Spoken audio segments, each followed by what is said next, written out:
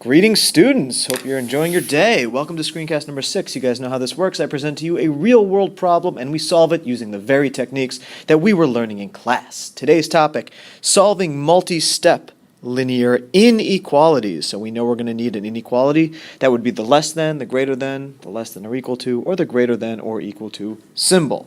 Well, here's the problem that I'm going to help you solve, and then at the end I present to you the problem that you must respond to. Here we go. Anita works as a part-time waitress. We assume that's Anita. She earns $6.95 per hour. That per hour part is very important. For the week, she makes $42.90 in tips. Okay, that's good to know. How many hours does she need to work to earn more than? We are going to keep the words more than in mind. $168 for the week. Well, I've started you off because, as you can see, we have some sort of unknown to solve for. That unknown is how many hours. It's contained right there in the question. So therefore, we are going to assign our variable, which I called h. You can call it anything you want, but I figured since we're dealing with hours worked and we're trying to figure out that, h was an appropriate variable. So if we're going to let h be the number of hours Anita has worked, we are ready to set up our inequality. Remember, we're setting up an inequality, not an equation. All right, so here we go. There's a lot of information given to us here, and we can take it piece by piece. Why not start with the first piece that it's given to us? She earns $6.95 per hour. All right, so let's think about what that means in terms of the real world. If she has worked for 1 hour, she has just earned $6.95. That is 6.95 times 1. Well, if she works for 2 hours, that's 6.95 times 2. In other words, $6.95 times 2 hours. And if she's worked for 3 hours, that's $6.95 times 3. And if she's worked for 4 hours, that's $6.95 times 4. And for 5 hours, it's $6.95. You see where this is going, of course. However, what we don't know is the specific number of hours that Anita has worked. We don't know if she's worked 1 hour, 2 hours, 3 hours, 4 hours. We don't know that. What we do know is that she has worked a certain number of unknown hours, and those unknown hours we have called h. So as we said earlier, if she has worked for 1 hour, that's 6.95 times 1. If she's worked for 2 hours, that's 6.95 times 2. If she's worked for 3 hours, that's 6.95 times 3. If she's worked 4 hours, that's 6.95 times 4. If she's worked for 5 hours, that's 6.95 times 5. If she's worked for some unknown h number of hours, that's 6.95 times h, which we are going to write as 6.95h. 6.95h. All right, excellent. So we have a first term here. This 6.95h represents the amount of money she has earned just from her $6.95 per hour wages. But that's not all the money she's earning on this job. For the week, she also makes $42.90 in tips, and that's for the entire week. So we have to add on the fact that she is earning $42.90 on top of the $6.95 per hour that she's also making. So therefore, this expression represents the total amount of money that Anita has earned in 1 week's time. The $6.95 per hour, plus the $42.90 that she earned for the whole week. Now we're ready to conclude this inequality. How many hours does she need to work to earn more than $168 for the week? All right, she wants to earn more than $168. Because let's face it, if she earns $200, she's not going to say no, because she wants to earn more than $168. If she earns $300, great. $400, $500, $600, $1,000, wonderful. But if she earns like $150, no, that's not more than $168. And because we know this whole expression represents her total amount of money earned based on the number of hours she's working, we know that this entire expression has to be, that's right, greater than 168. Another buzzword we had that jumped out at us that we had to use a greater than symbol was that it said more than. And remember, more than represents greater than. So now look at this. Look at everything we have here. We have our inequality and we are ready to solve it. And the way we're going to solve it is using the very techniques that we were practicing in class today. We are going to subtract $42.90 from both sides, of course. And because we're dealing with money, aka decimals, feel free to make sure that everything has a decimal. You are more than welcome to do that. Which leaves us with 6.95h greater than $168 minus $42.90 is $125.10. Notice that I did not have to put the 0 after the 1 all the way back here to represent 10 cents. You could, but remember, you don't have to. So now I have 6.95h is greater than 125.1. In other words, 125 and 1/10. All right, so now how do we solve this? Well, what we need to do is get rid of the 6.95 in front of the h. Divide both sides by 6.95. Divide both sides by 6.95, and the reason we divide is because notice up here, 6.95 is being multiplied by h. So the opposite of that would be to divide it, and we want to divide both sides by 6.95. And we know that this and this, these 6.95s, they cancel out, but the h remains. We have to ask ourselves, because I'm dividing by positive 6.95, do I flip the greater than sign, or do I leave it as a greater than sign? Correct, I leave it because I'm dividing both sides by a positive 6.95.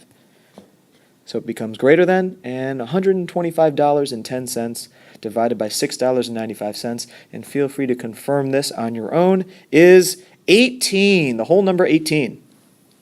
So what does that mean in the context of this problem? Well, remember, h is the number of hours worked. And if h is greater than 18, not greater than or equal to, not less than or equal to, but greater than 18, this is stating that she has to work more than 18 hours. Which means she has to work 18 hours and 10 minutes would be fine, as long as it's more than 18 hours flat. If she works 19, 20, 21, 22, that's fine, okay? As long as she's working more than 18 hours. More than, not at 18 hours. She can work for 18 hours and 1 second, and therefore that's more than 18 hours. All right, so nice job. Now, one thing that we've learned a lot in our class and time together in 7th grade is that checking your work is extremely valuable. Extremely valuable. So you know what? We can do that for inequalities as well. Let's do that real quick. We know that our inequality, that if we go right back to where it began, is 6.95h plus 42.90, which is greater than 168. Now keep in mind, though, our solution was h is greater than 18. So we have to choose a number to check our work that would happen to be greater than 18. And there are literally an infinite number of numbers that is greater than 18. So you know what? I'm going to get rid of this h right here, and I'm going to go ahead and replace it with a number greater than 18. Now you can use 19, 20, 21, but you know what? Just for fun, I'm going to use 18.5, which we know is definitely greater than 18 by only a half. So technically this should still work. All right, let's do the math and find out. Because there's no more variable, what we have to do is the multiplication first. 6.95 times 18.5, and again, feel free to confirm this on your own, but that's 128.575. And we're still adding to that $42.90, which is greater than 168. And then all we have to do is add these two numbers together, 128. 575 and 42.90, and together that makes 171.475, which is greater than 168. Now keep in mind, we are still talking about money here, all right? So I think it would be wise if we actually put this into more realistic terms in terms of cash. This 171.475 is $171.40, that's right, 8 cents, because we rounded. This 7 goes up to 8 because this 5 behind it makes it so. And we know $178.48, yes, is in fact $168. So working more than 18 hours does check out for the context of this problem in which she will make past her goal of $168. Excellent checking your work. Now, let's move on to your problem. Here it is, folks. This one has to do with taxis. And as you can see here in the corner, that's a good representation of the taxis in Chicago. So you are taking a taxi. You're not driving it, though. You're the passenger. You're taking a taxi, and the driver charges an initial fare of $2. So that's right when you get in. That's what we call to turn the meter on. It's $2 right when you get into the cab, no matter what. You haven't driven anywhere, it doesn't matter. $2 is what you're charged initially, which I think is a little bit less than what they actually do charge in Chicago. But this problem is $2.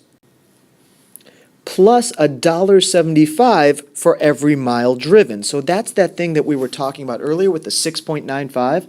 Only this time, it's $1.75 for every mile driven. So think of it this way. You drive 1 mile. That's $1.75 times 1. You drive 2 miles. It's $1.75 times 2. 3 miles, $1.75 times 3, and so on and so on and so on. The question is, how far can you travel in the taxi if you want to leave the driver a $3.50 tip and you want to spend no more than $16? You want to spend no more than $16. That no more than part is going to represent which inequality symbol that you are going to use. Which one, I will let you, of course, figure out, but I will give you a nice hint here.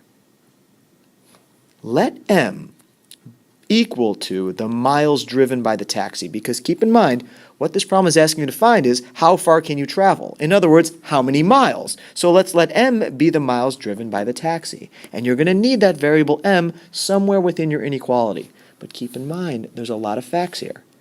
Fact 1, initial fare of $2. Remember what that means. $1.75 for every mile driven. Remember what that means. And you want to give the driver $3.50. Keep in mind what that means. And then in the end, you want to spend no more than $16. So that no more than, ask yourself, can I spend less than $16 if I want to spend no more than $16? Like, can I spend $13 if I want to spend no more than $16? Then also ask yourself, does that spending no more than $16 include $16 itself? Can I spend right up to my $16 limit? That information will help you determine which inequality symbol you need. All right, good luck, folks. Let me know if you have any questions. Take care.